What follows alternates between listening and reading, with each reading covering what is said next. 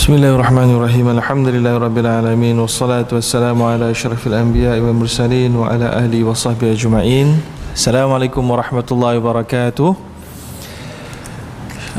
Syukur kepada Allah Subhanahu Wa Taala kita dapat sama-sama lagi pada pagi ini untuk bincang kitab Bidayatul Mujtahid wa Nihayatul Muqtasid dan diiringi dengan kitab Talbis Iblis. Baik, jadi untuk sesi yang pertama kita akan membuka Al-Mas'alatul Ashirah Minas Sifat.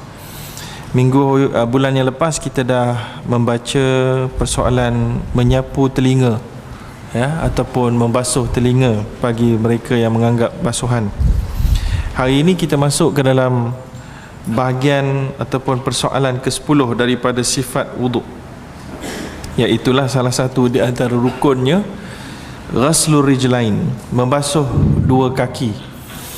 Jadi persoalan membasuh dua kaki ni kalau kita lihat daripada kitab ini agak panjang sikit, dan sebenarnya dia ada perbincangan yang melibatkan ilmu bahasa Arab, ilmu lughah, ya, ilmu lughah. Jadi kalau tuan-tuan rasa berat, memang munasabah lah. Bagi siapa yang tak ada basic tu akan rasa berat sikit lah.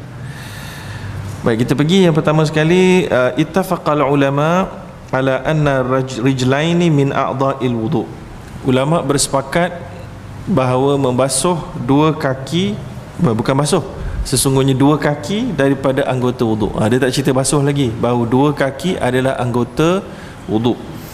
Wa ikhtalafu fi naw'i taharatihima, tetapi mereka berbeza pendapat dalam menentukan jenis yang nak menyucikannya, jenis yang menyucikan kaki itu, dua kaki itu. Jenis tu maknanya yang akan dibincangkan adalah sama ada dengan basuh ataupun jenis sapu, sapukan air ataupun basuh dengan air. Faqala qaumun, maka berkatalah satu kumpulan, taharatuhuma al-ghuslu, sucinya adalah dengan al-ghasl, iaitulah dengan basuhan, dengan basuhan. Wahumul jumhur, dan itulah pendapat jumhur ulama, majoriti para ulama. So jadi kalau tuan-tuan nak play safe, ambil yang paling selamat, mudah saja dekat sini, ikut jumhur, terus basuh kaki, habis cerita. Ulama ada bincang sama ada jumlah yang ramai boleh menjadi kekuatan kepada kebenaran. Faham tak? Boleh tak agaknya ramai mesti lebih betul daripada sedikit? Betul atau tak betul? Kan? So jadi ada ulama bincang, antaranya Dr. Syekh Muhammad Ar-Raisuni ada bincang dalam satu kitab dia. Tak panjang kitab tu, dalam 80 pages ya. So dia ada bincang, dia bawakan dahulu dalil-dalil di peringkat awal bahawa Allah Subhanahu Wa Taala telah menunjukkan bahawa banyak keadaan yang sikit itu benar, yang banyak tak semestinya benar. Jadi kalau kita lihat dalam ayat Al-Quran juga, Allah Subhanahu Wa Taala ada mengisyaratkan bahawa jangan kamu ikut kumpulan yang ramai di antara kamu, kerana mereka akan menyesatkan kamu daripada jalan Allah. Dan juga dalam sirah nabawiyah juga dapat dilihat Amirul Mukminin ataupun Khalifah mempunyai kuasa otonomi atau veto untuk menyalahi jumhur, walaupun jumhur tu adalah ahli syura, walaupun ahli syura. Lihat bagaimana Abu Bakar As-Siddiq radhiyallahu ta'ala anhu berbeza dengan ahli yang lain untuk memerangi orang murtad. Begitu juga Umar Al-Khattab pun ada beberapa kes yang demikian. Walau bagaimanapun dalam bab jumhur ulama ada dikira sebagai salah satu hujah. Sebab itulah adanya konsep ijma'. Ijma' adalah persepakatan tanpa gagal daripada seluruh ulama mujtahid, ataupun sebelum tu lagi seluruh para sahabat. Jadi ada sampai tahap bila dia semua dah setuju, dia naik tahap jadi ijma' dan jadi wajib dan jadi hujah. Sama juga macam periwayat hadis. Kalaulah setiap level itu dia punya tahap itu adalah ramai dia, cukup lebih daripada 20, 30, 40, 50 orang, maka dia naik pangkat hadis tu jadi hadis mutawatir. Jadi kita lihat daripada sudut ini, ada yang Allah kata jangan ikut sangat ramai, ada yang kena ikut ramai. So kat situ maknanya mesti ada dawabit dia, mesti ada parameters dia. Maka dalam konteks ini boleh kita katakan bahawa jumhur kebiasaannya untuk mereka tersilap lebih kecil, tetapi sebab hukum fiqh dia boleh berubah mengikut tempat dan zaman, ya, selain daripada mengikut dalil, selain mengikut tempat dan zaman, maka di situ masih terbuka untuk perbezaan. Jadi maknanya kalau ada jumhur kata begini, tak semestinya kita rigid tak boleh bergerak, kita akan duduk situlah sampai hari kiamat. Tak semestinya, kita boleh berubah mengikut keadaan. Contoh yang paling mudah adalah hukum menderma darah. Saya selalu bawa contoh ni, contoh yang paling mudah lah bagi saya, ya. Yang mana hukum derma darah ikut 4 mazhab adalah haram. Derma darah ini adalah kerana jumhur 4 mazhab pada ketika itu tidak mempunyai maklumat yang cukup tentang jenis darah dan tata cara yang lebih teliti, menyebabkan percubaan mereka mendapati banyak kematian dan kemudaratan yang diperolehi apabila derma darah. Maka atas sebab itu mereka haramkan. Tetapi zaman hari ini kita dah ada teknologi, kita dapati ada darah ni protein dia berbeza dan macam mana tata cara yang betul dia, kuantiti yang berapa banyak nak dipindahkan. Maka hari ini dia dah jadi berubah hukumnya, jadi harus, ada kala jadi wajib, ada kala jadi haram kalau darah itu darah daripada orang yang ada virus dan seumpamanya. Jadi di situ kita lihat jumhur tak semestinya betul, walaupun inna ummati la tajtami'u 'ala dhalalah, pernah disebutkan dalam satu hadis, umat aku tidak akan bergabung dalam perkara yang menyesatkan, tapi ada kalanya semua mereka berjaya diperdaya oleh syaitan, ataupun majoriti mereka berjaya diperdaya oleh syaitan, lalu mereka mengambilnya sebagai satu yang dirasakan betul. Na'udzubillah. Baik, dalam konteks ini kita masuk balik. Wa qala qaumun, dan berkatalah satu kaum, maknanya satu kumpulan kata, taharatuhuma, dua kaki itu nak sucikan dia mesti dengan ghasl, dengan basuh. Yang kedua kata wa farduhuma, yang fardu ke atas keduanya itu adalah al-mashu, sapu cukup dah, sapu cukup dah. Faqala wa qala qaumun, satu kumpulan lagi kata bal taharatuhuma tajuzu bin naw'ain, nak sucikan dia dua-dua jenis pun boleh, al-ghuslu wal mashu, nak basuh pun basuh dan juga sapu.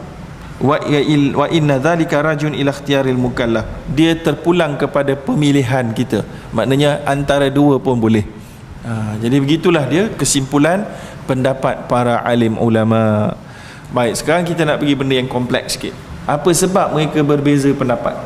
Yang ini mungkin berat sikit tuan-tuan dan puan-puan. Sebab mereka berbeza pendapat adalah kerana cara baca, qiraat yang masyhuratan. Dua qiraat, dua cara bacaan Al-Quran yang masyhur. Dua-dua masyhur, bukan satu masyhur satu tak masyhur. Dua-dua tahap dia tinggi masyhur dia, ya. Iaitulah fi ayatil wudu, dalam membaca ayat wudu. Dia kata aku maksudkan qiraah man qara'a, iaitulah bacaan qiraat yang ketika membaca wa arjulakum. Dalam ayat wudu kan, wa arjulakum, iaitulah bin nasabi, dengan berbaris atas. Atfan alal maghsul, dia akan jadi dan kepada yang dibasuh.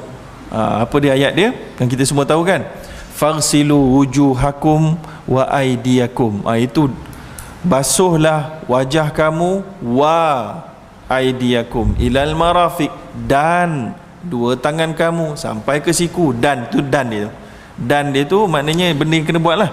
Kemudian dan yang ketiga ni dia lewat sikit, wa arjulakum tu dia dan kepada basuh. Bukan dan bahasa Terengganu tak, itu dok dang. Ini dan dan ataupun n kepada basuh. Wa qiraah man qara'a, dan ada satu lagi kiraat sesiapa. Oh, tuan-tuan yang ada nota kecil ni, ada tahu kat mana lupa nak cakap dengan tuan-tuan tadi. Tuan-tuan kena buka muka surat. Muka surat 42 Al-mas'alatul ashirah minas sifat, perenggan yang kedua ni. Baik, kita tengah baca dekat situ. Kemudian yang seterusnya ada juga wadzalika anna qira'atan nasabi zahiratun fil ghasli. Yang keduanya wa qira'ah man qara'a, yang kedua kiraat sesiapa yang membaca wa arjulikum, baris bawah pula. Tadi baris atas dekat lam tu, yang ini baris bawah.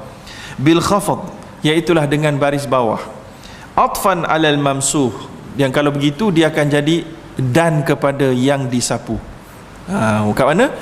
Faghsilu wujuhakum wa aydiyakum ilal marafiq wamsahu biru'usikum wa arjulikum. Maknanya sapulah sebahagian kepala kamu dan sapulah kaki kamu. Dia dan kepada sapu.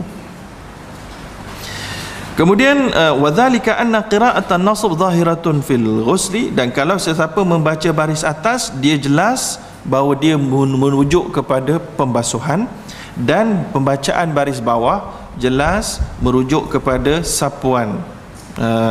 Sebagaimana zahirnya baris atas kepada basuh, baris bawah zahir dia kepada sapu. Boleh tolong tarik tak tirai tu, tarik ke depan. Tarik ke depan. Buat ada batasan, nanti mudah sikit orang lelaki nak masuk. Gitu. Okey, terima kasih. Baik, yang seterusnya. Okey, itu yang pertama. Yang pertama orang baca baris atas basuh, baris bawah sapu. Kemudian faman dhahaba, yang ketiga pula. Faman dhahaba ila anna fardahuma wahidun. Yang ketiga ni dia punya pendapat adalah kewajipan kefarduan dia satu saja, iaitulah sama ada basuh atau sapu. Min hataini taharatain, untuk dua penyucian kaki ni, ala ta'yin, kena pilih salah satu. Imma al-ghaslu wa imma al-mashu, dhahaba ila tarjih zahira ihdal qira'atain ala al-qira'ati thaniyah.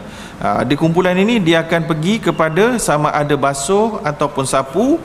Mereka ini akan pergi kepada tarjih, dia akan pergi menguatkan mana yang lebih kuat, mana yang lebih zahir pada pendapat mereka. Wa sarafa bi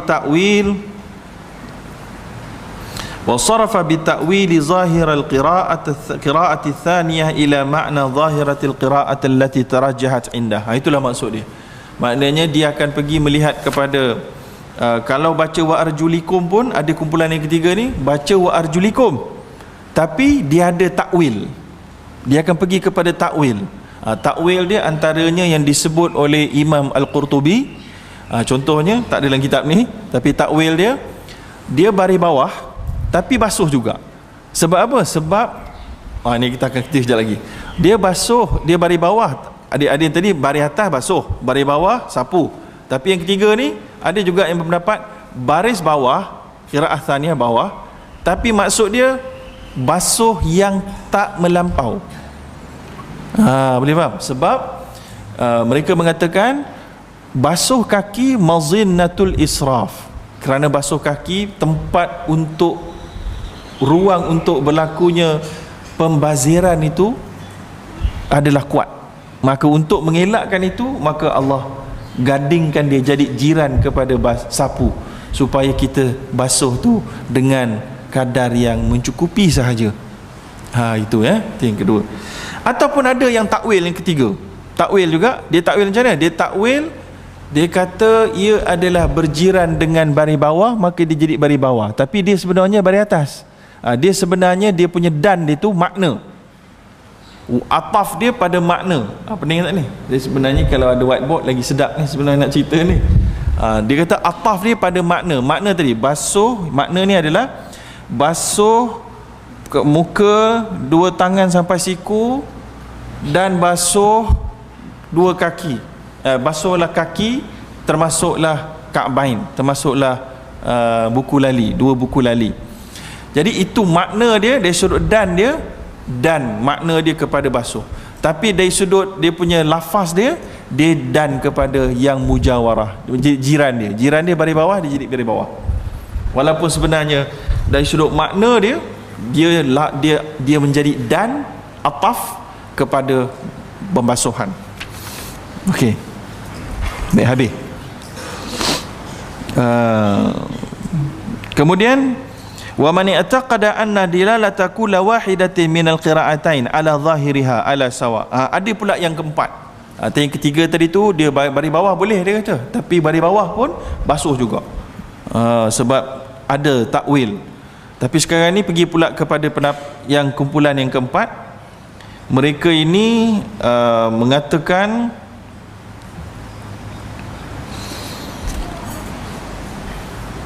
dua-dua kiraat, atas atau bawah, kekuatan dia zahiraha ala sawa, kuat, dua-dua sama kuat. Ya.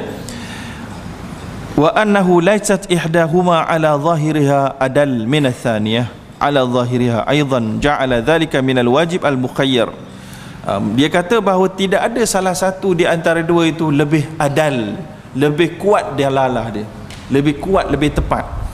Maka oleh kerana itu ja'ala dhalika min al-wajib, dia jadikan wajib basuh kaki ini al-wajib al-mukhayyar, yang dibolehkan pilih. Ya, kakafaratil yamin wa ghairi dhalik, seumpama penebusan sumpah yang di bridge dilanggar. Sumpah yang dilanggar ni tu boleh pilih, dia tak perlu ikut turutan dia. Wa ghairu dhalik, ghairi dhalik. Inilah dia pendapat At-Tabari, Imam At-Tabari dan Daud Al-Zahiri. Ya, baik, habis kat situ. Kemudian bawah tu lagi, walil jumhur ta'wilat fi qiraatil khafat. Ini kita sebut tadi, saya lompat pak tadi rupanya.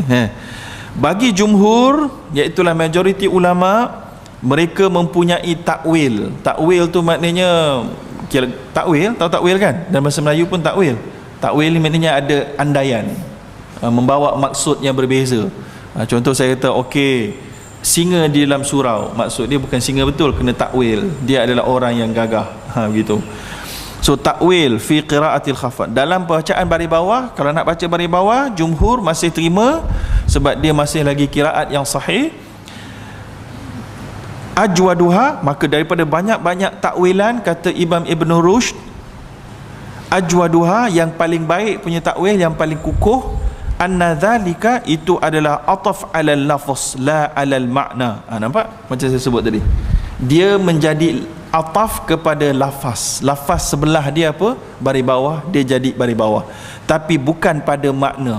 Makna dia tak jadi sapu, makna dia ataf kepada basuh. Iz kana dhalika mawjudan, kerana apa? Kerana dia kata benda begitu biasa dalam bahasa Arab. Kalau kita mungkin tak biasa, sebab kita tak ada baris dalam bahasa Melayu ni. Mereka ni kira-kira biasa. Bila biasa, dia bagi contoh. Contoh dia adalah satu syair. Orang Arab ni, syair-syair ni dikeluarkan oleh pakar-pakar bahasa. Maka kalau bila nak tahu bahasa Arab ini, dia punya betul-betul totok pure tu tuan-tuan, tengoklah syair, kita akan dapat jawapan juga. Ya. Jadi dalam syair bahasa Arab sebelum ni lagi, ada contohnya berbunyi, syair ni adalah Zuhair bin Abi Salma, kan? Zuhair bin Abi Salma, dia kata, laibaz zamanu biha wa ghayyaraha ba'di sawafil muri wal qatri.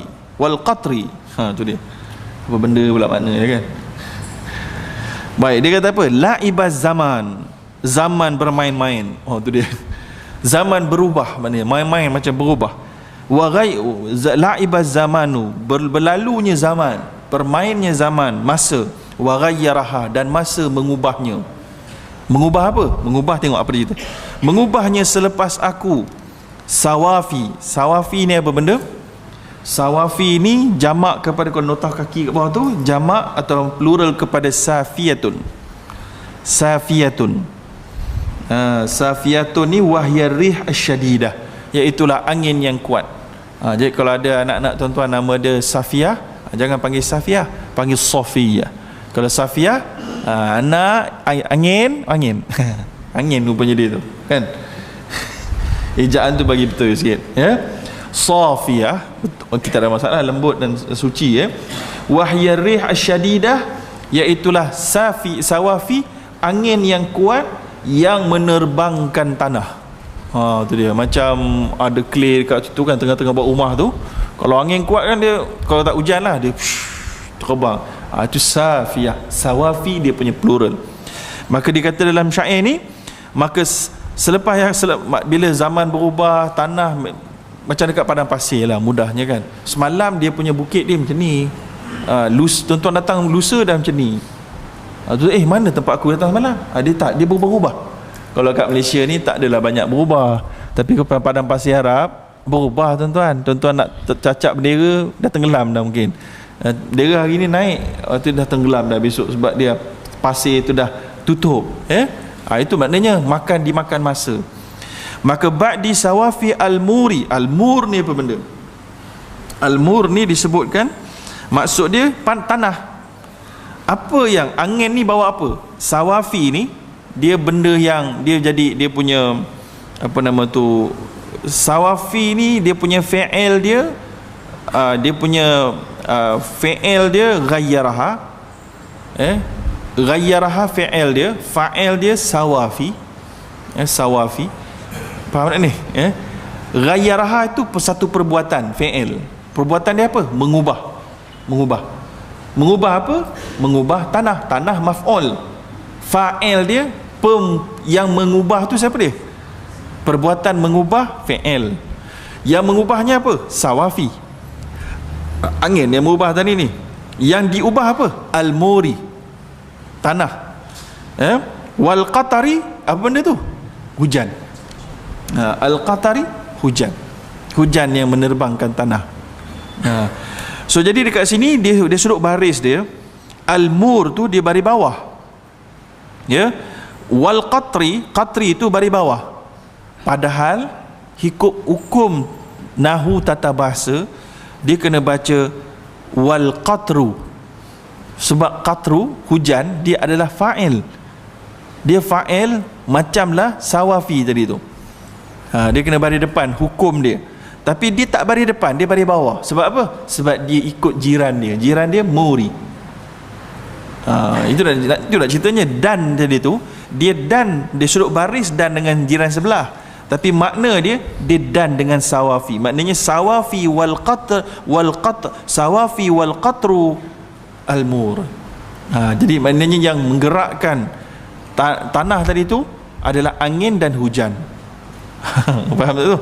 Agak faham lah contoh yang seterusnya dan disebut oleh para ahli syair adalah contoh yang lagi mudah sikit, iaitulah ni, kalau ada whiteboard sedap. Hadza, contohnya saya sebut pada seekor cicak, bukan cicak, seekor dab. Hadza juhru dabbin kharibin.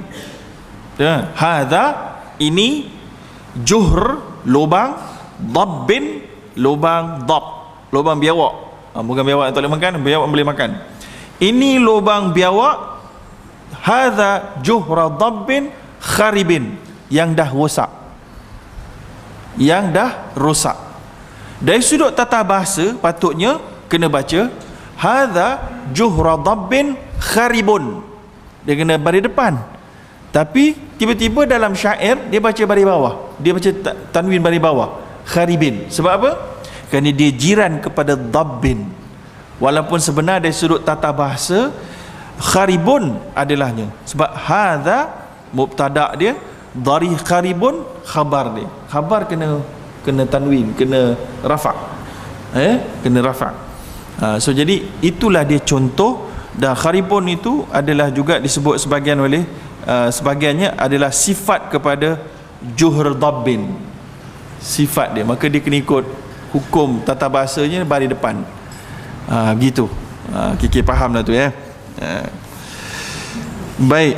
Ammal fariq ats-tsani, adapun kumpulan yang kedua, wa humul ladzi aujabul masha, mereka yang mewajibkan sapu sahaja, tak payah basuh. Fa innahum ta'awwalu qira'atan nasab ala anha ataf ala al-mawdi' kama qala syair. Satu lagi, tadi kumpulan yang pertama iaitulah jumhur, dia takwilkan bahawa ini adalah ataf ala lafaz la ala makna, lafaz sahaja, nak bagi cantik bunyi itu. Hadza juhra dabbin kharibin, kan sedap. Kalau juhra dabbin kharibun, tak apa sedap. Dia macam pantun, macam sajak, ke hujung dia samakan lagi sedap. Begitu. Maka kumpulan yang kedua pula mengatakan yang mewajibkan sapu, dia kata membacanya boleh baca baris atas. Kalau baris atas pun tetap dia maksudnya sapu juga. Oh pula dah. Kalau jumhur tadi dia kata boleh nak baris bawah, tapi baris bawah kita takwil bahawa dia tu jiran punya sebab, bukan sebab makna. Kumpulan yang kata basuh, bukan basuh, sapu, mereka ni pula kata sebab apa? Kalau boleh baca baris atas pun dia kata itu adalah, sekali lagi lebih kurang sama juga, menjadi dan kepada tempat, menjadi dan kepada kedudukan perkataan tu. Contoh dibawa dekat sini sebagaimana dalam satu syair, falasna bil jibali walal hadida. Falasna bil jibali walal hadida. Falasna bil jibali walal hadida. Maka disebutkan dekat sini,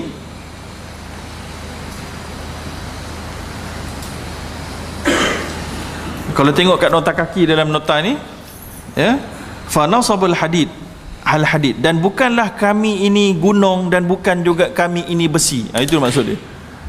Bukanlah kami ini gunung dan bukanlah kami ini besi, ya. So apa dia yang poin dekat sini adalah pada besi. Oh ya, ada dah. Okey, tak apa, tepikan dulu kipas tu. Terima kasih. Bukanlah kami ini gunung dan bukanlah kami ini besi, ya. So jadi poin di dekat sini adalah baris atas pada al-hadida, ya, atfan alal jibal bil makna la bil lafz. Ya, falasna laisa, hukum dia, isim dia adalah marfu', lepas tu dia punya khabar dia adalah baris atas, ya. Bil jibali, okay, bil jibali baris bawah, tapi wala dan tidaklah kami ini al hadida. Patutnya kalau tengok jiran dia bil jibali walal hadidi, tapi tak, dia baca wal hadida. Sebab apa baris atas pula ni? Sebab diikut dia punya tempat dia. Tempat dia jadi khabar kepada apa nama tu, khabar kepada laisa, maka dia baris atas. Faham tak tu? Siapa yang belajar bahasa Arab macam ini, bila ada perkataan laisa, isim yang muncul selepas itu dia mestilah marfu', betul, dia mesti baris depan. Yang lepas tu khabar dia punya cerita mestilah mestilah baris atas. Tapi dekat sini bil jibali dia tak baris atas. Baris atas bil jibala tak boleh, dia ada bar dekat situ. Tapi hukum dia tu bil jibal tu apa nama tu mansub, baris atas. Walaupun dia baris atas pada hukum, tapi dia punya bacaan baris bawah, maka al-hadid ni sebab dia tak ada gangguan, yang al-jibal ni dia ada gangguan, dia ada jadi bar kat situ, maka dia tak boleh, dia ghairu muqaddar, dia tak boleh nak baris bawah, baris atas, dia baca baris bawah. Tapi yang al-hadid ni dia tak ada gangguan, dia tak ada apa-apa gangguan yang menggagalkan dia untuk baris atas, dia baca baris atas. Jadi wala tu dan tidaklah aku ini juga besi. Jadi sebab tu dia baca baris atas. Maka dia punya poin dia, kalau kau tengok dia kata dekat dalam Quran, kalau kau baca wa arjulakum, itu hanyalah kerana ataf apa namanya, dia kata ini fa nasab al-hadid atfan al jibal bil makna la bil lafaz. Bil makna la bil maknahu falasnal jibal, falasnal, patutnya kalau mudahnya falasnal jibala walal hadida, Fasyahid al-mujawarah tariqah sya'i'ah fil lughati al-arabiyyah fa imma an takuna bihail kama taqaddam fi sya'r ka qauli ta'ala fi tawjih al-ataf wa amma qira'atul jumhur fa hur bi raf'i atfan al-wildan. Kita apa? Kita nak panjangkan perbincangan lughah tu, nanti tuan-tuan makin pening, khususnya yang tidak ada basic bahasa Arab ya. Cuma apa punya nak point kat sini, dia kata baca baris atas itu hanya kerana makna dia. Maka dia masih lagi bermaksud, tapi dari sudut maksud dia masih lagi sapu.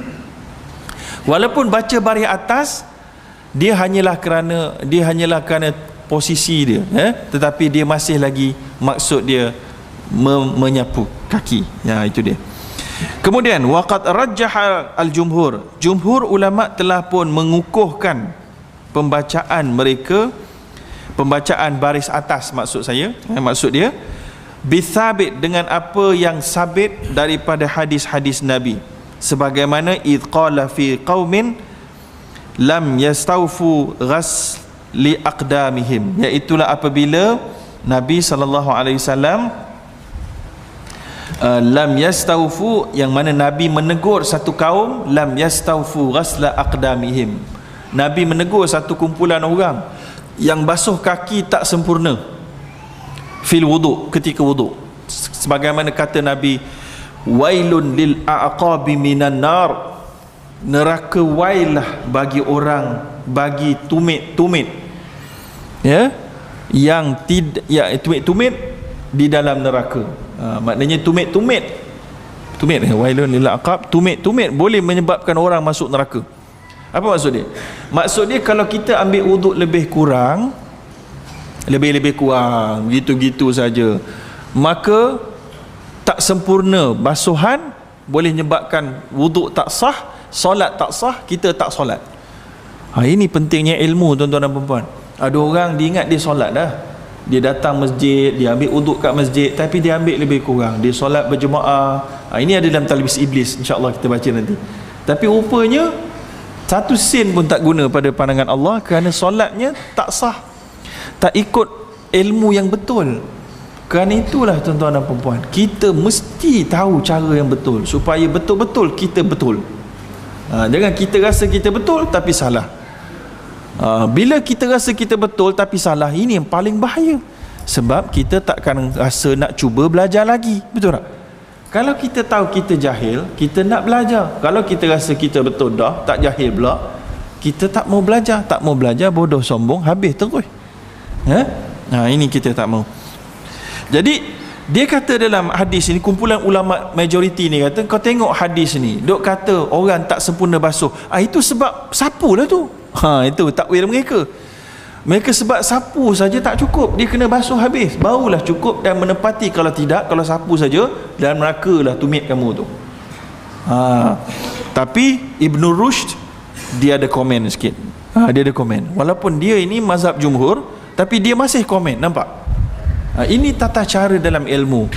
Para ulama punya pendapat tidaklah maksum, tidaklah terkecuali daripada kesilapan, kekurangan, boleh dikritik dengan membina.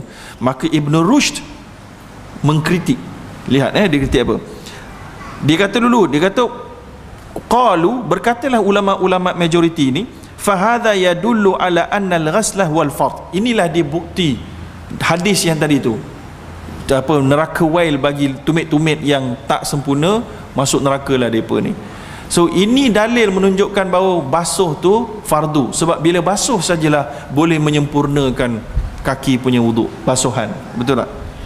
Li'annal wajib huwa alladhi yata'allaq, kerana mereka kata kerana yang menunjukkan wajib itu huwa alladhi yata'allaq bitarkihil iqab, yang wajib menunjukkan yang mana kalau tinggal akan dihukum. Maknanya basuh tu wajib, fardu, bukan sapu. Wa hadha laisa fihi hujah. Ini komen dia. Ibn Rushd kata wa hadha laisa fihi hujah, tapi engkau tahu tak, sebenarnya ini bukan hujah, dia kata. Li'annahu innama waqa'al wa'id, kerana yang menjadi amaran oleh Nabi itu ala annahum taraku aqabahum duna ghasl, itu kumpulan orang yang tinggalkan tumit dia tak basuh langsung. Wala syakka, tak heranlah, anna man syara'a fil ghasli fa faradahu al-ghasl fi jami'il qadam. Kalau sesiapa yang memfardukan basuh, semualah tempat kena basuh, masuk tumit sekali. Ya, kalau sesiapa kama anna man syara'a fil masi, sebagaimana kalau ada kumpulan ulama yang mewajibkan sapu, fa faradahu al-mas inda man yukhayyir bainal amrain, dia juga akan suruh stok sapu air itu pada semua tempat termasuk tumit. Waqad yadullu hadha ala waqad yadullu hadha ala ma jaa fil atharin akhar kharrajahu aidan Muslim. Dan telah datang perkara ini yang menunjukkan bahawa basuh bila tak betul-betul, tumit tak masuk, bukan kes mesti basuh, tapi kes kalau kamu berpegang kepada sapu pun kamu tak basuh, tak kena sapu pada tumit, kamu akan bermasalah. Kalau kamu pegang pada basuh, kamu tak basuh sapu tumit, kamu bermasalah. Dia bukan kes ini adalah menunjukkan basuh tu wajib. Tak, kalau sapu pun wajib juga, gitu.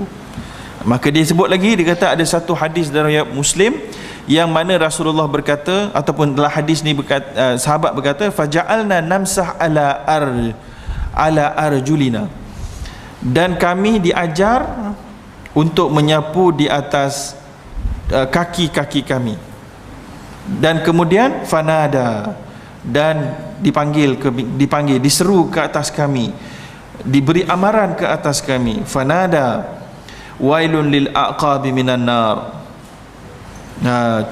neraka wail bagi kaki-kaki yang tidak membasuh ataupun yang tidak kena tumit-tumit mereka, ini akan masuk neraka, ya. Wa hadzal atharu, dan dalil ini, wa in kanatil adatu qad jarat bil ihtijaj bihi fi man'il mashi, dia kata dalil ini biasanya digunakan sebagai hujah bagi orang yang melarang sapu, ya. Sebab nampak tak kat sini, faja'alna namsah ala arjulina, nampak tak hadis ini duk sebut kami semua mulalah menyapu di atas kaki-kaki kami, kemudian Nabi beri warning. Ibn Rushd kata kumpulan jumhur majoriti ulama duk guna hadis ni menunjukkan sebab tu jangan basuh, sebab tu jangan sapu, kena basuh. Nampak tak, kami duk sapu, tiba-tiba Nabi beri warning. Maka Ibn Rushd kata, tapi sebenarnya kau tahu tak, hadis ni bukan menjadi bantahan kepada orang sapu, tapi sebenarnya dia penyokong kepada orang menyapu.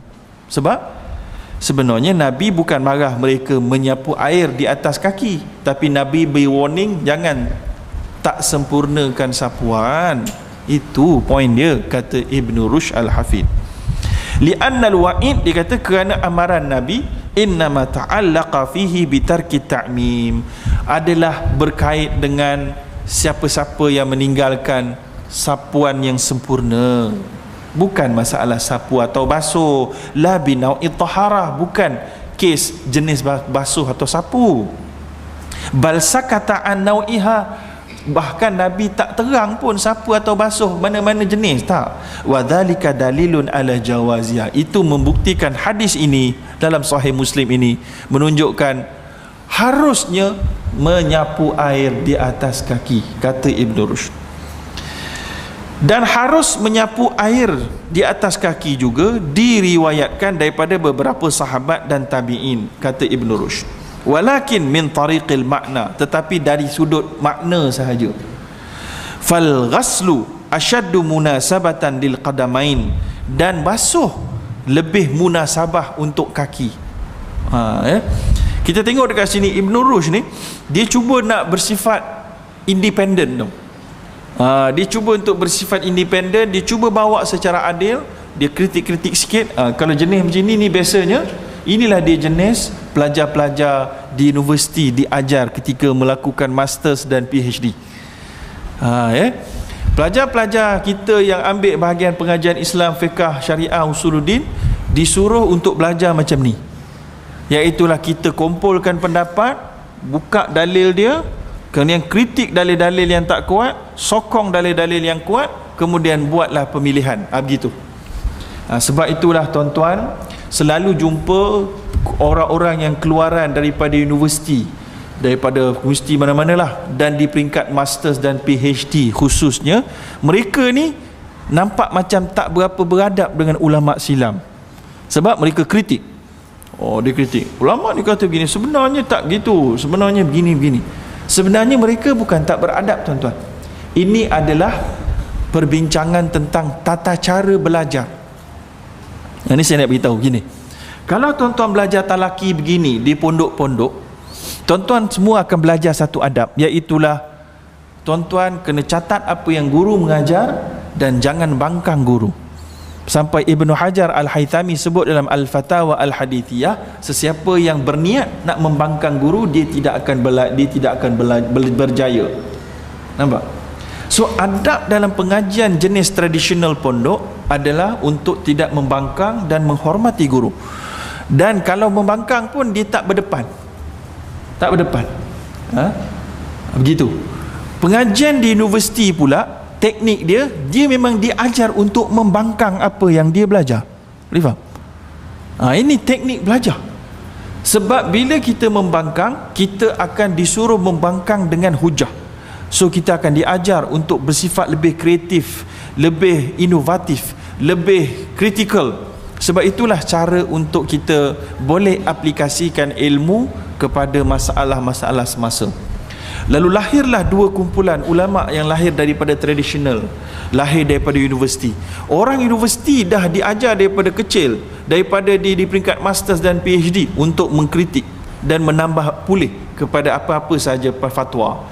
Kumpulan yang ini tidak perlu tambah elok, kita pegang ini adalah hormat kepada ulama. Ulama dulu jauh ribu kali ganda lagi hebat daripada kita, senyap sudah, jangan biadab.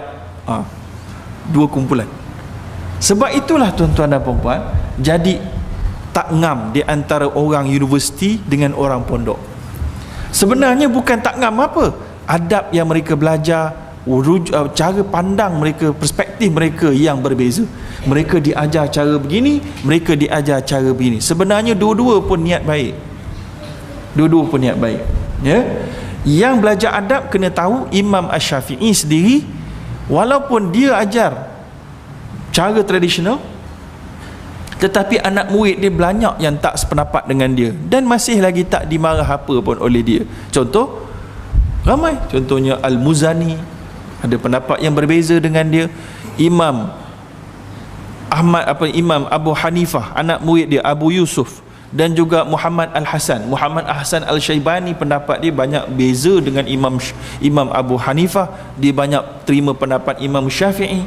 So kita tengok dekat situ, mereka sendiri boleh berbeza pendapat dengan guru, tetapi dengan adab. Itu sahaja. Kita nak gabungkan dua-dua. Kumpulan universiti kita tolong ajar, kamu nak beza pendapat boleh, tapi buatlah cara molek sikit. Jangan mudah-mudah duk kata pendapat itu sebenarnya tidak lagi terpakai, dalilnya lemah. Eloklah sikit bahasa kamu, walaupun kamu belajar kat universiti benda tu. Jangan itu jadi excuse. Bagi elok sikit. Kemudian yang belajar pondok ataupun belajar tradisional pula kena tahu, kalau ada orang nak memperbaiki, boleh berbeza pun boleh. Macamlah Imam Muhammad Hasan Al-Syaibani, macam apa nama tu, yang berbeza dengan guru-guru mereka, kan? Ini benda patut kita faham dalam teknik belajar, ya. Ini sampingan. Macam juga Imam Asy-Syafi'i sebut, lan tanalal ilm illa bisit, tidak akan diperolehi ilmu kecuali dengan 6 perkara.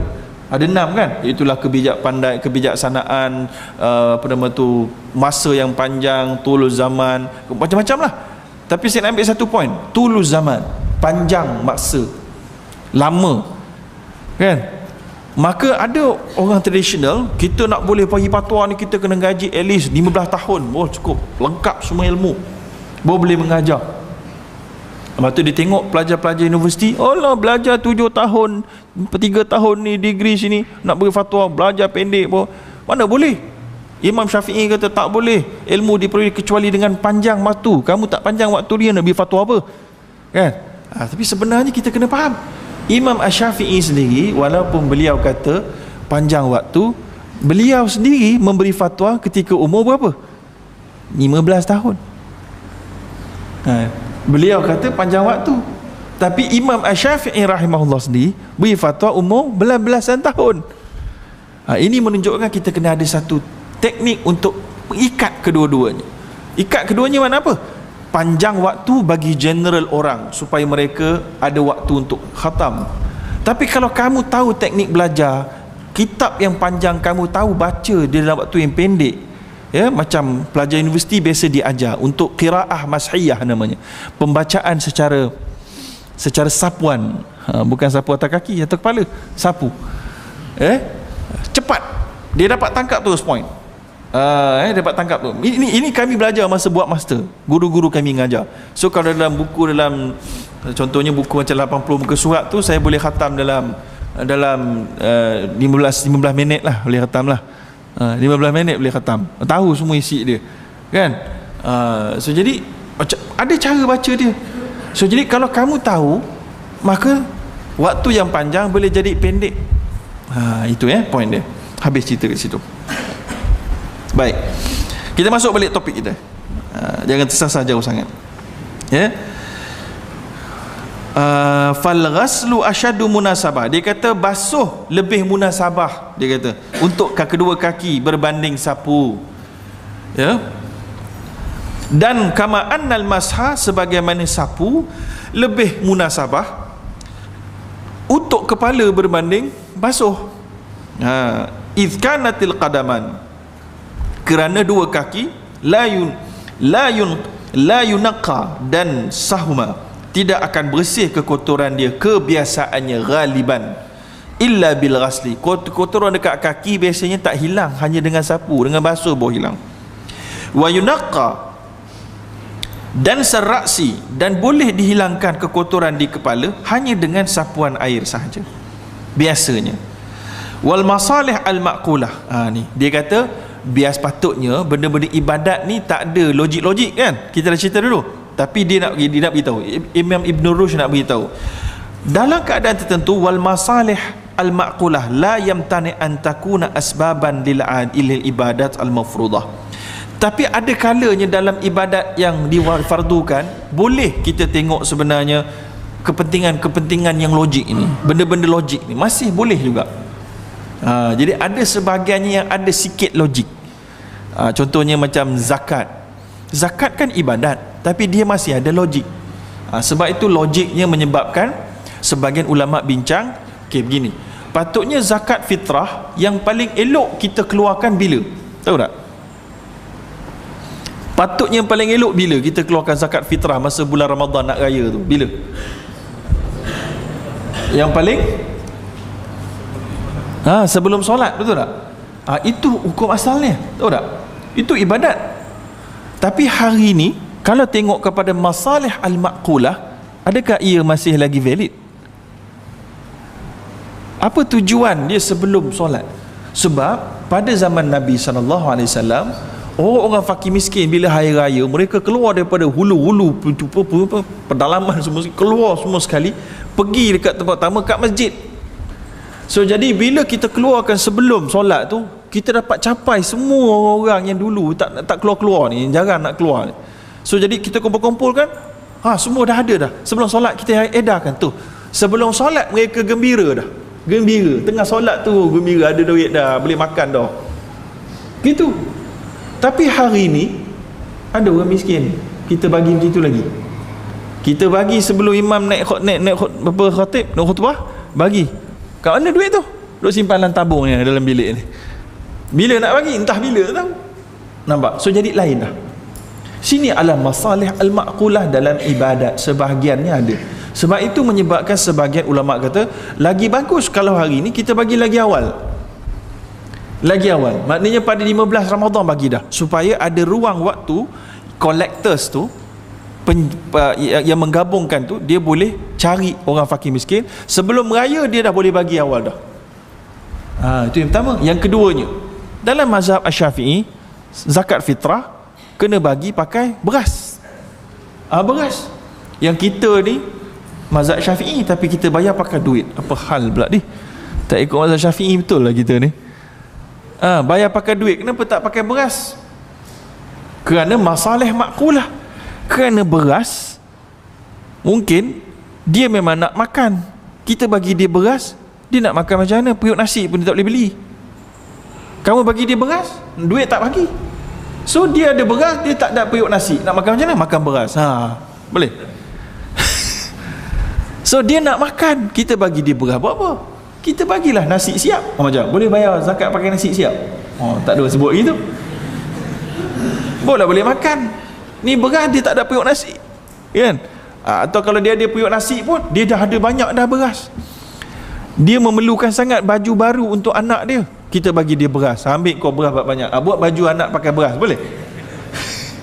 Baik, bagi dia duit. Maka sebab itulah sebahagian ulama kata, jom kita pindah ke mazhab Hanafi, kita bagi duit supaya masalih al-maqula dapat dicapai. Inilah perbincangan dia. Tuan-tuan jangan marah kalau ada orang kata pula, ibadat pun ada maslahah juga sikit-sikit, ada maqulatul makna juga sikit-sikit. Ada. Ini Ibn Rushd nak bagi tahu. Dia kata kalau kaki, masalih makulah dia basuh lagi comel daripada daripada sapu. Yes.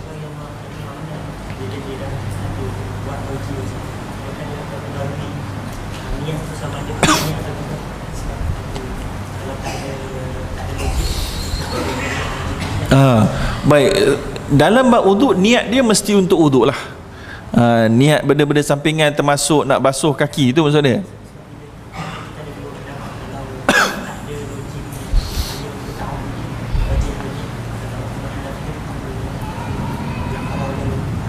Betul lah, kita tak nak masuk balik yang awal tu. Cuma kita nak berikan kesimpulan. Memang betul mazhab Hanafi duk sebut tak payah niat pun tak apa bila wuduk ni, sebab dia hanya untuk kebersihan. Tapi kita pegang kepada jumhur, kita kena ada niat nak jadikan dia ibadat, ya. So dalam bab basuh ini, walaupun dikatakan maqulatul makna dia adalah untuk lebih bersih bila basuh kaki, tapi dia tetap maknanya top point utama dia bukan untuk membersihkan kaki daripada kekotoran. Walaupun ada maslahat sampingan, basuh kaki lebih dapat membersihkan kaki tapi poin utama dia adalah masih lagi dia ibadat, dia bukan aktiviti basuh, ya, yang biasa-biasa. Baik, sekarang yang seterusnya, wal masalih al maqulah la yamtani'. Benda-benda yang logik ini tidak menghalang untuk menjadi sebab kepada sesuatu ibadat. Menjadi sebab tu bukanlah ibadat tu dibuat sebab dia dah, tapi dia menjadi salah satu yang di sebalik ibadat itu.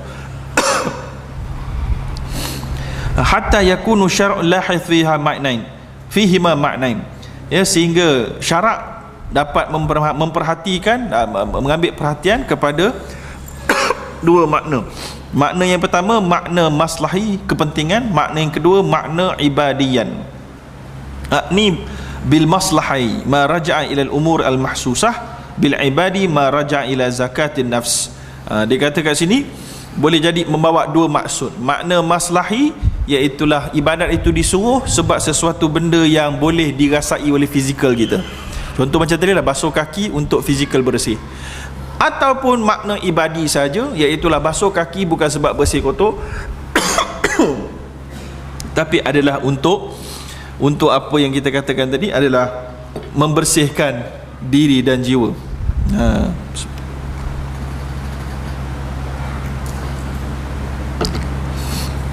Habis dekat situ. Kemudian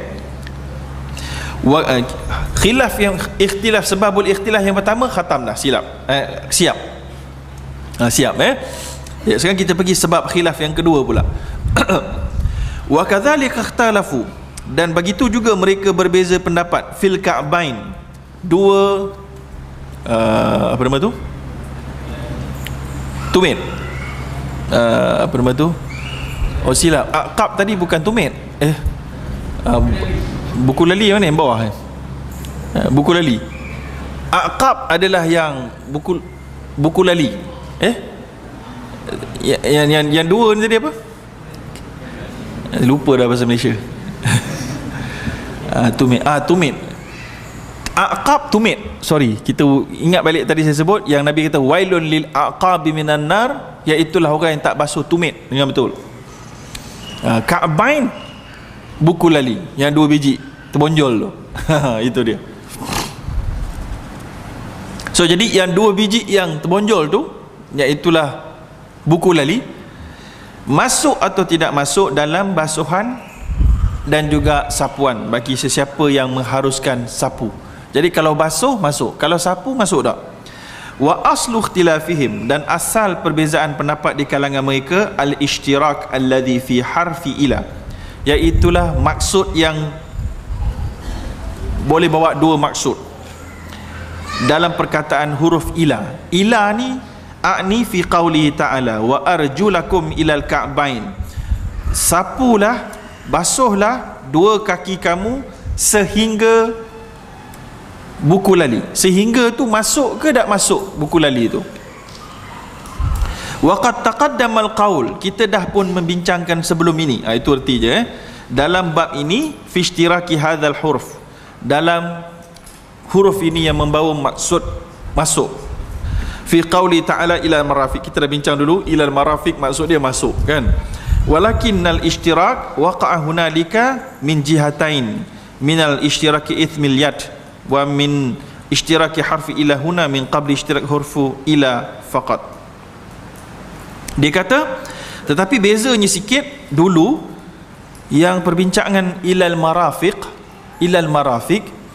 sebab marafiq ini dia dilihat dari sudut dua-dua itu membawa makna tangan. Tangan adalah ini, siku ni pun tangan juga, masih tangan. Maka ilah tu perbincangan dia adalah begitu, maknanya ringan sikit. Tapi sekarang ni lain sikit, dia kata sebab ishtirak harfi ila huna min qabli ishtirak hurf ila faqat. Maknanya buku lali ni dia bukan kaki. Dia tak macam siku yang dikira tangan. Buku lali dia tak dikira kaki, dikira satu benda yang melekat pada kaki, ataupun melekat pada sedikit pada kaki. Maka sebab tu dia nak tahu, ulama benda tu pun dia berbincang, maknanya masuk ke tak masuk. Sekarang ni kita, kalau ikut kita senang masuk je lah, bagi selamat kan. Tapi nak beritahunya para ulama dia bincang begitu teknikal, begitu detail sampai tahap tu. Dia kata pula wa qad ikhtalafu fil ka'bi ma huwa, kemudian ulama berbeza pula apa maksud tumit buku lali ni.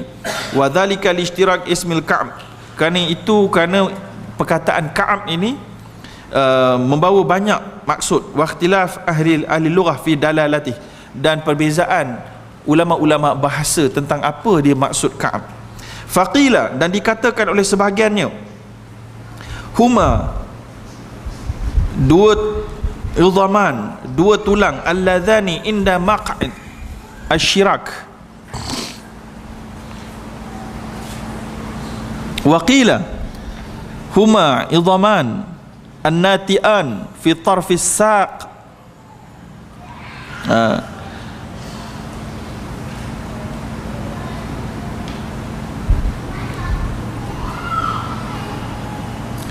Okay, kumpulan pertama mengatakan ka'ab ini adalah tumit. Faham tumit. Ada ulama yang kata, bukan ulama lughah, ulama bahasa, dalam bahasa Arab ka'ab ini boleh bermaksud tumit. Kumpulan yang kedua, ka'ab ini bermaksud buku lali. Betul bertumit tinggi, tumit yang bawah tu. Al-idhaman an-nati'an. Nati'an tu maksud apa? Nati'an maksud dia yang menonjol. Yang menonjol tu fi tarafis saq, dekat, yang bersambung dengan bahagian betis. Wala khilaf fi ma ahsibu fi dukhulihima fil ghasli, tetapi aku rasa tidak ada khilaf, kata Ibn Rushd Al-Hafid, tak ada khilaf dalam memasukkan 2 ka'ab ini ke dalam pembasuhan, khususnya bagi siapa yang mengatakan ia adalah tumit. Dia faham? Kerana dia adalah sebahagian daripada kaki. Faham tak ni? Bagi sesiapa yang pegang bahawa ka'bain itu adalah 2 tumit, itu adalah 2 ka'ab itulah tumit, confirm memang masuk lah sebab dia kaki. Tapi yang masalah yang mengatakan dia 2 tulang yang berasingan ini, buku lali ini, masuk ke tak masuk? Lidzalika qala qaumun, oleh kerana itu berkatalah satu kaum, idza kana al-haddu min jinsil mahdud dakhala al-ghayah, kalaulah yang border itu termasuk daripada kalangan yang disebutkan, maka dia akan masuk sekali. Ya, wa idza lam yakun min jinsil mahdud lam yadkhul, mithl qaulihi ta'ala, sebagaimana firman Allah, thumma atimmu siyama ilal lail. Allah kata sempurnakanlah puasa sehingga malam. So malam dan puasa satu jenis ke tak jenis? Satu jenis yang sama tak? Malam dan wa atimmu siyam, ataupun siang, puasa siang dan malam, sama tak? Satu jenis tak? Tak satu jenis kan? Bila tak satu jenis, tak masuklah puasa tu kena waktu malam. Ilal lail maknanya border dia sampai awal malam, stop. Sama macam ni. Bila kata ilal ka'bain, ka'bain tu sebahagian daripada kaki atau tak? Kalau tak, dia berhenti sampai situ je, tak payah basuh habis ka'bain pun tak apa. Faham? Ya. Tapi sekarang ni tumit, buku lali adalah sebahagian kaki atau tak? Cuba tengok tumit sendiri, agak-agak sebahagian kaki atau tak? Untuk play safe kita ambil masuklah. Tapi kita nak beritahu, ada orang kalau dia pendapat bahawa ia adalah bukan daripada tumit, maka tak payahlah dia basuh pun masih lagi sah wuduk dia. Okey, baik, habis kat situ. Sekarang kita masuk kepada, ada apa-apa soalan dalam bab ni? Sila. Okey, ini kita dah pergi banyak kali juga dah. Basuh adalah imrarul ma'. Basuh adalah kita melalukan air, ya, dan kemudian campur pula daripada apa yang Nabi buat, bidalk, dengan gosok, yang mana dia menghasilkan penitisan air. Faham? Dia lalukan air, dicampur dengan gosok, dan ada titisan yang berlaku. Adapun sapu, dia tak lalukan air, digunakan tangan dia, dia menyapunya, meratakan air tanpa ada titisan pun tak apa. Itu sapuan. Okey, sebab tu bila sapuan maknanya air tu dia tak ada nak mengalir-ngalir, sekejap gitu je habis. Wallahu alam. Yang lalukan air itu, nak kata al-mashu pun, mashu biasanya menggunakan tangan lah. So sekarang ni tidak menggunakan tangan. Nak kata basuh pun tidak juga. So melalukan air ni paling risiko lah, saya rasa risiko ni tinggi untuk tidak sempurna solatnya dan juga wuduknya. Sebab tu jangan nak mengalirkan air sahaja, walaupun mengalirkan air, wallahu alam, tapi bagi saya risiko lah, ya. Ada lagi soalan dalam bab ini? Kaki yang dibalut semuanya cerita lain. Kita boleh sapu air, basuh air tu, ataupun kaki simen, basuh atas simen tu, semua tak ada masalah, ya. Boleh basuh di atas simen itu dalam bab kes orang-orang tak sihat lah. Ada lagi soalan lain? Baik, kalau tak ada, kita masuk satu lagi bab sebelum kita masuk talbis iblis. Mas'alatul hadiyatu asyarah, masalah yang ke 11 daripada syarat tertib af'al al-wudu. Tertib af'al al-wudu. Jadi kesimpulan basuh kaki apa tadi? Nak yang paling sempurna, kita anggap dia fardu wudu, kita basuh dia dengan cara menggunakan tangan, alirkan air, basah semuanya, dan kena tumit, kena buku lali. Jadi tuan-tuan cuba ingat balik, tuan-tuan basuh biasanya buku lali dua-dua tu kena tak? Salah satu sebab di antara yang menyatakan bahawa Ka'ab itu adalah buku lali adalah kerana Allah sebut ilal ka'bain. Kita dah sebut awal-awal dulu. Kalau marafik kita ada satu siku je setiap satu kan. Tangan kanan ada satu siku, tangan kiri ada satu siku. Tapi Allah kata wa arjulakum ilal ka'bain.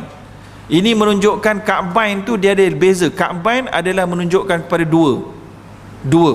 Kalaulah ka'bain itu maksud dia tumit, Allah akan kata wa arjulakum ilal ki'ab. Allah tak akan kata ka'bain. Tapi bila kata ka'bain, ia adalah dua tulang yang dekat tepi kiri kanan tu. Basuh sampai situ juga. Dan Nabi pula dalam hadis yang sahih dinyatakan membasuh sampai ke awal betis. Ini nak menunjukkan lagi sunat dia, ya. Habis. Kemudian tertib af'al wudu. Tertib ni maknanya dia punya urutan dia. Ikhtalafu fi wujub tertib af'al wudu. Ulama berbeza pendapat dalam menentukan tertib kewajipan mesti ikut urutan dalam perbuatan wudu ala nasaqil ayah, sama ada ikut ayat Al-Quran punya turutan. Faqala qaumun, sebahagian ulama kata sunat sahaja. Wa huwa alladhi hakahul mutaakhirun min ashabi Malik anil madhab. Itulah yang dia dari merupakan pendapat sebahagian ulama madhab Maliki yang terkemudian. Wa bihi qala Abu Hanifah, dan itulah juga pendapat Imam Abu Hanifah, Imam Thawri dan Daud Az-Zahiri. Wa qala qaumun, dan sebahagian ulama pula kata huwa faridah, iaitulah fardu. Wa bihi qala Syafi'i, dan itulah di Imam Syafi'i punya pendapat dan Imam Ahmad dan Abu Ubaid. Tengok, basuh wuduk ni ikut muka dulu, kemudian tangan, kemudian kepala, kemudian kaki. Itu je. Telinga kita dah bincang dulu. Mesti ikut turutan. Tak boleh basuh kaki dulu, lepas tu tangan pula, kemudian kepala, kemudian bau muka. Kalau buat begitu ikut mazhab Syafi'i dan Ahmad dan Abu Ubaid, batal sebab dia wajib fardu. Tapi kalau ikut Abu Hanifah dan Thawri tak batal. Nampak? So lepas ni kita lebih terbuka. Kalau tuan-tuan tengok ada orang ambil dekat masjid negara, dekat masjid, kat surau, orang ambil uduk kaki dulu, tuan-tuan jangan tunggu dia nak marah dia lagi, salah ni apa, jahil. Mungkin dia jahil lah. Tapi ada juga yang mungkin mengaji, aku mazhab Abu Hanifah, kata. Sudah kan, tenganga kita. Apa mazhab ini, mazhab jahil ni, mana ada macam ni. Kita pula marah, padahal kita yang jahil. Okey. Tapi kita nak play safe, kita ikutlah ayat Quran tadi punya nasaqil ayah, iaitulah turutan yang Allah sebut tu, kita ikut saja. Tapi just nak bagi tahu hari ini kita belajar wa hadza kulluhu fi tartibil mafrud ma'al mafrud, wa amma tartibul af'al al mafruḍah fi ma'al af'al al masnunah fa huwa 'inda Malik mustahab wa qala Abu Hanifah huwa sunnah. Ya. Wa sababu ikhtilafihim, kita pergi terus sebab khilafnya. Yang pertama, ishtirak. Al-ishtirak sekali lagi adalah satu benda yang boleh bawa maksud lebih daripada satu, iaitulah waw al-ataf, waw yang ada pada faghsilu wujuhakum wa aydiyakum ilal marafiq wa wamsahu bi ru'usikum wa arjulakum. Wa tu dan tu maksud dia apa? Yang pertama, وذلك أنه قد يعطف بها الأشياء المرتبة بعضها على بعض وقد يعطف بها غير المرتبة. Sebab ada kalanya dan kita ni boleh jadi ikut ranking, ikut turutan, ada kalanya tak ikut turutan, betul tak? Kita boleh cakap tak ikut turutan pun. Contohnya adik-beradik kita datang, kita cakap lah, si bongsu datang dengan yang ketiga dan yang keempat dan yang ketiga dan yang pertama, kita ikut urutan. Ataupun kita ikut urutan, dah sampai dah ni Along, dah sampai dan Angah dan Uda dan Ateh, kita ikut urutan. Adapun kita tak ikut turutan pun boleh juga. So dan boleh jadi tak ikut turutan, boleh jadi ikut turutan. Itu sebabnya ishtirak dekat situ. Yang kedua, dan dikatakan sini, dan barang siapa yang melihat kepada tata cara orang Arab bercakap, mereka akan dapati bahawa ahli nahu daripada Basrah laisa taqtadi nasaqan wala tartiban wa innama taqtadi al-jam' faqat. Nampak? Para ulama ni sebab tu dia nak kena tahu bahasa Arab juga. Kalau depa ni tak tahu bahasa Arab, tenganga saja bila cerita pasal nahu, tak jadi. Sebab itulah Imam Syafi'i, dia pakar dalam bahasa Arab, malah disebut oleh sebahagian besar ulama dia hujah dalam bahasa Arab. Hujah maknanya dia cakap kalau begini tu boleh jadi hujah dalam bahasa, bukan hanya hujah dalam hukum-hukum syarak fiqah, tapi dalam bahasa pun jadi hujah. Hebat, Jadi kita nakkan para ulama kita pun begitu, Maka sebab itulah kita lihat mereka merujuk juga dalam membuat fatwa kepada pendapat grammar punya pakar. Ahli-ahli tata bahasa daripada Basrah kata, kalau kamu jumpa ataf, dia tak bawa maksud pun ikut turutan, dia hanya membawa maksud gabungan sahaja. Wa qala al-kufiyun, tetapi ulama-ulama bahasa daripada Kufah bal taqtadi an-nasq wa tartib, dia kalau ada dan tu membawa maksud turutan. Faman ra'a, barang siapa di kalangan ulama yang melihat berpendapat annal waw fi ayatil wudu, waw yang ada dalam ayat wudu itu bermaksud tertib, dia akan mengatakan wajiblah tertib. Barang siapa yang tak berpandangan demikian, lam yaqul bi ijabih, dia tidak akan mewajibkannya. Ya. Wasababu tsani, itu sebab yang pertama. Sebab yang kedua, ikhtilafuhum fi af'alihi alaihi salatu wassalam, berbezanya Nabi dalam perbuatannya, alaihi salatu wassalam, alaihi salatu wassalam. Hal hiya mahmulatun alal wujub aw alan nadb, sama ada yang Nabi punya perbuatan, Nabi basuh muka dulu, Nabi basuh tangan, adakah dia membawa maksud wajib atau sunat sahaja? Itu maksud dia. Barang siapa faman hamalaha alal wujub, barang siapa yang membawanya kepada maksud wajib, maka dia akan kata tertib ni wajib. Li'annahu lam yarwi anhu alaihi salatu wassalam annahu tawadda'a qat illa murattaban, kerana tak pernah diriwayatkan bahawa Nabi mengambil wuduk secara tidak tertib, mesti ikut tertib yang Allah sebut tu. Faman hamalha 'alan nadab, barang siapa yang mengambilnya atas maksud sunat, bahkan berkata inna tartib sunnah, tertib itu sunat saja. Wa man farraqa bainal masnu wal mafrud minal af'al qala, ada pula yang kumpulan yang ketiga yang memisahkan di antara perkara yang sunat dan yang fardu daripada perbuatan, akan berkata inna tartibal wajib, tertib wajib, innama yanbaghi ayyakun fil af'al al wajibah, dalam benda, dalam perbuatan yang wajib saja. Wa man lam yufarriq qala, barang siapa yang tak membezakan, dia sebut inna syurutal wajibah qad takun fil af'al allati laysat wajibah. Bagus. Baik, jadi poin dia dekat sini tak banyak lah, poin dia sikit je, iaitulah sama ada tertib itu yang ada dalam Al-Quran, ada dalam sunnah Nabi, merujuk kepada wajib atau sunat. That's all, tak kurang daripada itu. Jadi bila tak kurang daripada itu, kalau sunat pun buat dapat pahala, kalau wajib tak buat tak sah, baik kita buat dan jadikannya wajib ke atas kita. Itu je poin dia. Wallahu alam. Kita berhenti dekat situ, insya-Allah kita akan sambung dalam pengajian yang akan datang dalam masalah yang ke-12, iaitulah berturutannya perbuatan wudu, dan selepas tu kita masuk sapu atas khuf.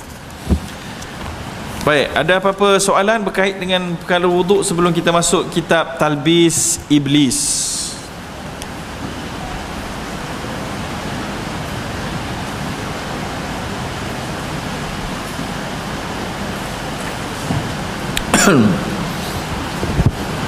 Tak ada Yes.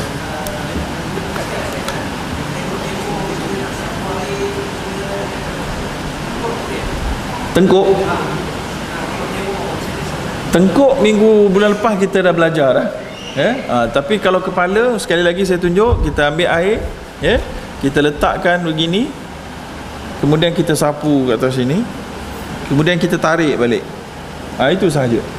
Tengkuk ini ada khilaf, tapi kalau nak basuh pun dia sapu, dia akan sapuan belakang tadi lah, belakang kena sikit, tarik balik, habis. Itu, tapi kita mazhab Syafi'i kita anggap dia berbeza, so cukuplah mazhab Syafi'i macam ni habis. Tapi kalau mazhab lain dia macam ni, dia akan sapu sini, kemudian dia akan naik ke atas. Tapi bagi orang yang rambut panjang, sebagian ulama kata, kalau orang yang rambut pendek, sekali lalu pun sudah mencukupi. Wallahu a'lam. Boleh dengar tak mikrofon dekat luar jelas tak? Dalam tak jelas? Tak jelas, cubalah masuk dalam surau ni, kat luar tu dah hujan, makinlah. Ataupun duduk kat sebelah tepi sana pun saya rasa lebih bagus mikrofon ni. Sebelah tepi sana, kat luar sebelah sana, dekat sebelah sana. Cuba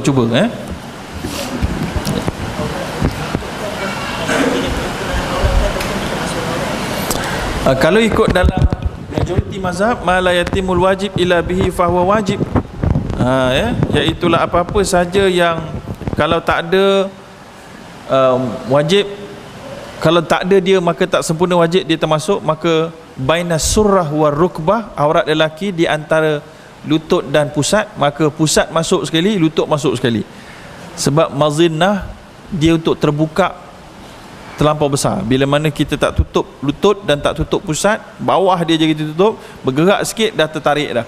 Maka untuk menyempurnakan sadu zara'i, kita tutup, ya.